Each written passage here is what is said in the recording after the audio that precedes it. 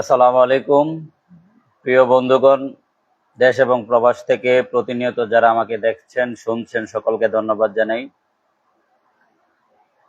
প্রিয় বন্ধুগণ, আজকে যেই বিষয়টা নিয়ে আপনাদের সামনে হাজির হয়েছি কথা বলার জন্য, এটা যদিও লেট হয়ে গিয়েছে, বিলম্ব হয়ে গিয়েছে, বিষয় নিয়ে কথা বলতে এসেছি একটু ইচ্ছাকৃতভাবেই লেট করে। তো আজকে যে হেডলাইনটি দিয়েছি আলোচনার, সেই হেডলাইনটি দেখে আপনারা বুঝতে পেরেছেন আসলে আমি আজকে কি বলতে চাচ্ছি আপনাদের কাছে।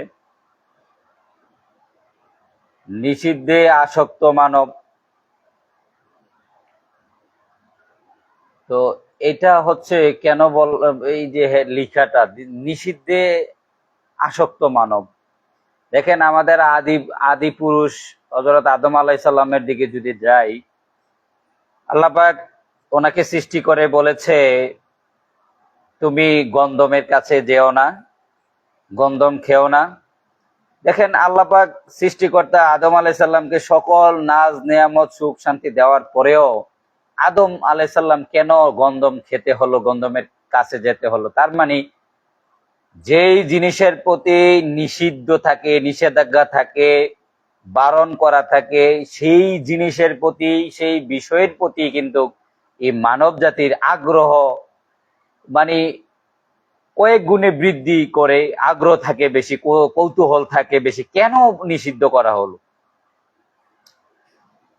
তো আপনারা জানেন প্রিয় বন্ধুগণ, 24 সালের জুলাই আগস্টের 5 আগস্ট জঙ্গিদের আক্রমণের শিকার হয়ে জননেত্রী শেখ হাসিনার সরকার, আওয়ামী লীগ সরকার এদেশের রাষ্ট্র ক্ষমতা থেকে চলে যেতে হয়েছে।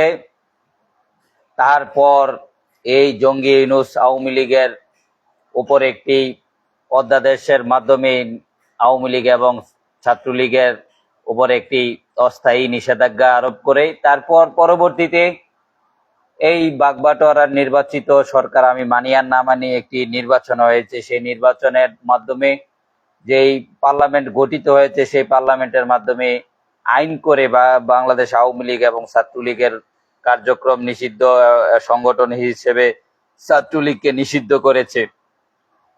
এবং সর্বোপরি জননেত্রী শেখ হাসিনা ভারত থেকে যেই নেতাকর্মীদের উদ্দেশ্যে বা বিভিন্ন সংবাদ মাধ্যমে উনি ওনার রাজনৈতিক দূরদর্শিতার জায়গা থেকে দেশ এবং জাতির জন্য, নেতৃবৃন্দর জন্য, নেতাকর্মীদের জন্য, এদেশের গণতন্ত্র পুনরুদ্ধার করার জন্য, এদেশের মানুষের ভাগ্যের পরিবর্তন ঘটানোর জন্য, এদেশের বিচার, আপনার মানুষের মৌলিক অধিকার আদায়ের জন্য, এদেশের শান্তি শৃঙ্খলা ফিরিয়ে আনার জন্য সকল বিষয়ে যখন উনি কথা বলে, ওনার এই কথা বলার উপরে এই সরকার তথাকথিত এই একটি নিষেধাজ্ঞা দিয়ে রেখেছে, আরোপ করে রেখেছে প্রত্যক্ষ এবং পরোক্ষভাবে। এবং আমরা লক্ষ্য করলাম সর্বশেষ আপনার একটি অরাজনৈতিক সংগঠন এফসিসি, যে ক্লাবটি জননেত্রী শেখ হাসিনার একটি গত সপ্তাহে যে সাক্ষাৎকার নিয়েছে লাইভে, সম্ভবত না এটাই ফার্স্ট উনি লাইভে সংযুক্ত হয়ে সাংবাদিকদের প্রশ্ন উত্তর নিয়েছেন এবং জবাব দিয়েছেন। উনি বক্তব্য দিয়েছেন জাতির উদ্দেশ্যে, দেশের উদ্দেশ্যে, সারা পৃথিবীর উদ্দেশ্যে উনি ভাষণ দিয়েছেন। এর পূর্বে উনি ইমেইলে অথবা মোবাইলে উনি সাক্ষাৎকার দিয়েছেন বিভিন্ন গণমাধ্যমগুলোকে। এই প্রথম লাইভে এসেছে। তো ওইটা যখন সোশ্যাল মিডিয়ার কল্যাণে জানতে পেরেছে এদেশের রাষ্ট্রযন্ত্র, এদেশের তথাকথিত বাগবাটোয়ারা নির্বাচিত সরকার জানতে পেরেছে যে জননেত্রী শেখ হাসিনা এএফসিসি এর মতো আন্তর্জাতিক প্ল্যাটফর্মে উনি লাইভে সংযুক্ত হবেন, সম্পৃক্ত হবেন, দেশ এবং জাতির জন্য, সারা বিশ্ববাসীর জন্য উনি বক্তব্য দিবেন। উনি এই দেশের মানুষের ভাগ্যের পরিবর্তন ঘটানোর জন্য, এদেশের মানুষের মৌলিক অধিকার আদায়ের জন্য, গণতন্ত্রকে পুনরুদ্ধার করার জন্য, যে এই দেশে অল ইনক্লুসিভ রাজনৈতিক পরিস্থিতি, পরিবেশ বিনির্মাণের জন্য এদেশকে যেই এই জঙ্গির এই পাকিস্তানি জঙ্গিরা যেই গ্রাস করে ফেলেছে, সেখান থেকে দেশকে পুনরুদ্ধার করার জন্য ওনার দৃঢ় প্রত্যয় নিয়ে উনি বক্তব্য দিবেন, দেওয়ার সম্ভাবনা তৈরি হয়েছে। সেই সম্ভাবনাকে তারা মোকাবেলা না করে, পলিটিক্যালি ভাবে, রাজনৈতিকগতভাবে, কূটনৈতিকভাবে মোকাবেলা না করে ব্যর্থ হয়ে তারা একটি প্রত্যক্ষ এবং পরোক্ষভাবে এই দেশের রাষ্ট্রযন্ত্র, এই দেশের সরকার নিষেধাজ্ঞা দিয়েছে বাংলাদেশের সকল মিডিয়া, প্রিন্ট মিডিয়া, টিভি চ্যানেলগুলোকে যে জননেত্রী শেখ হাসিনার বক্তব্য কোনোভাবেই প্রচার করা যাবে না। সেই নিষেধাজ্ঞাকে তোয়াক্কা না করে বৃদ্ধাঙ্গুলি দেখিয়ে সারা পৃথিবীর এ ক্যাটাগরির গণমাধ্যমগুলো লাইভ কাস্ট করেছে এবং আপনার একের পর এক খবর ছাপিয়েছে জননেত্রী শেখ হাসিনার সেদিনের বক্তৃতা, সেদিনের ভাষণকে, প্রশ্নের উত্তরকে আপনারা দেখতে পেয়েছেন।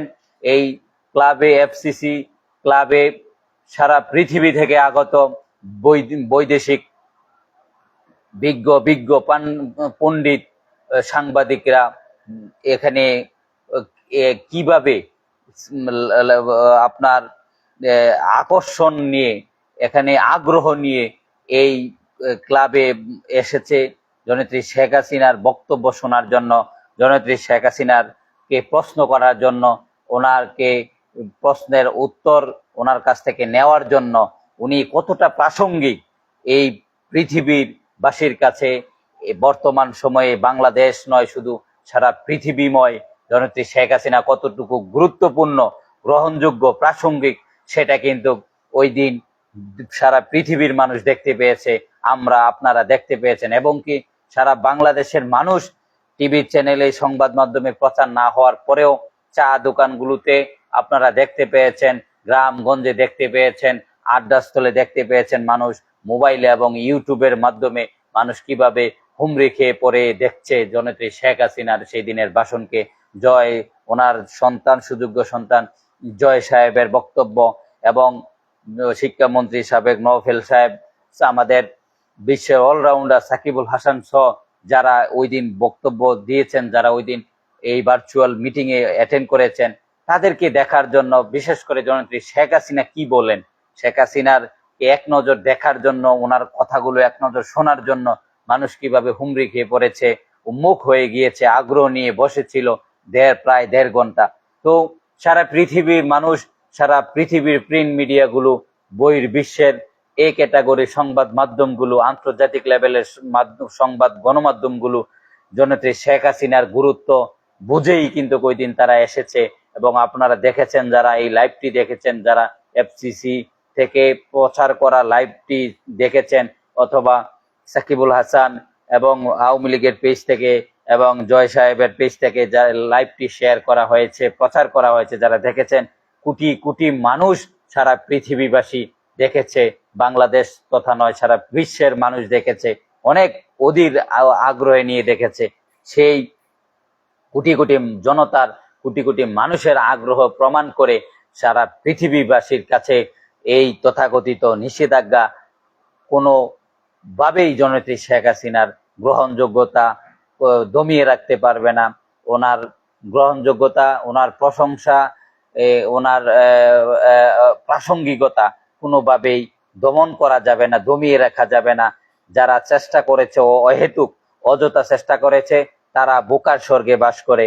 আপনাদেরকে সেই জন্য বিএনপির বন্ধুদেরকে, বিএনপির তারেক রহমান সাহেবের সরকারকে ধন্যবাদ জানাতে চাই। আপনি হয়তোবা যদি আপনার এই মহরম না থাকতো, আপনি যদি নিষিদ্ধ করার জন্য এমন চেষ্টা হয়তো না করতেন, তখন হয়তোবা যারা জননেত্রী শেখ হাসিনার পক্ষের, মুক্তিযুদ্ধের পক্ষের লোক, তারা হয়তো দেখতো ওই দিনের ভিডিওটা, ওই দিনের লাইভটা, ওই দিনের সাক্ষাৎকারটা। আপনি আপনার রাষ্ট্রযন্ত্রকে ব্যবহার করে নিষিদ্ধ করার কারণে, নিষেধাজ্ঞা দেওয়ার কারণে, প্রচার বন্ধ রাখার কারণে, সেই অধ্যাদেশ, সেই আইন বাস্তবায়ন করার কারণে, সেই রক্তচক্ষু দেখানোর কারণে যারা জননেত্রী শেখ হাসিনাকে পছন্দ করেন না, আওয়ামী লীগকে পছন্দ করেন না, যারা মুক্তিযুদ্ধের বিরোধী শক্তি তারাও কিন্তু আগ্রহ নিয়ে দেখেছে যে কি এমন ভাষণ দিবেন উনি, কি এমন কথা বলবেন, সেটাকে দেখতে হবে। এবং কি মজার ব্যাপার, সত্য মিথ্যা জানি না, ভেরিফাই করা আইডি আমি দেখেছি, তারেক রহমান সাহেবও এই লাইভে সংযুক্ত হয়েছে। কিন্তু সরি, মোবাইলে একটু ইন্টারনেটে প্রবলেম দেখিয়েছে। তো আমি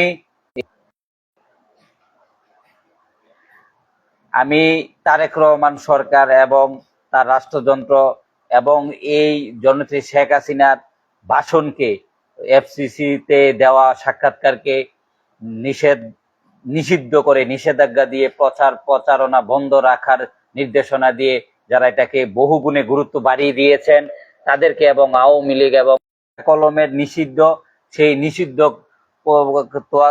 আপনাদের আপনাদের এই রক্তচক্ষু কোনোভাবে আওয়ামী লীগকে অপ্রাসঙ্গিক করতে পারবে না, অজনপ্রিয় করতে পারবে না, ছাত্রলীগকে অপ্রাসঙ্গিক অজনপ্রিয় করতে পারবে না, বঙ্গবন্ধু তনয়া জননেত্রী শেখ হাসিনাকে কোনোভাবেই, কোনো প্রচেষ্টায়, কোনো চেষ্টায়, কোনো অপশক্তি অপ্রাসঙ্গিক করতে পারবে না। ইতিমধ্যেই সারা বিশ্ববাসী জেনে গিয়েছে, বুঝে গিয়েছে, জননেত্রী শেখ হাসিনা বিহীন, জননেত্রী শেখ হাসিনার বিকল্প কোনো নেতৃত্ব বাংলাদেশে এখনো নাই, ভবিষ্যতেও আসবে কিনা সেটা ভাববার বিষয়। তো সকল বন্ধুদেরকে আমি জানাতে চাই, যারা লাইভটি দেখছেন পরে দেখবেন, যারা ভিডিওটি দেখছেন পরে দেখবেন, আমার কথাগুলো শুনেছেন পরে শুনবেন, লাইক কমেন্ট শেয়ার করবেন। সকলকে ধন্যবাদ জানাই, সকলকে আমার পাশে থাকার জন্য আন্তরিক ধন্যবাদ জানাই। সকলের সাথে দেখা হবে, কথা হবে। জয় বাংলা, জয় বঙ্গবন্ধু, জয় হোক জননেত্রী শেখ হাসিনা। সকলে ভালো থাকবেন।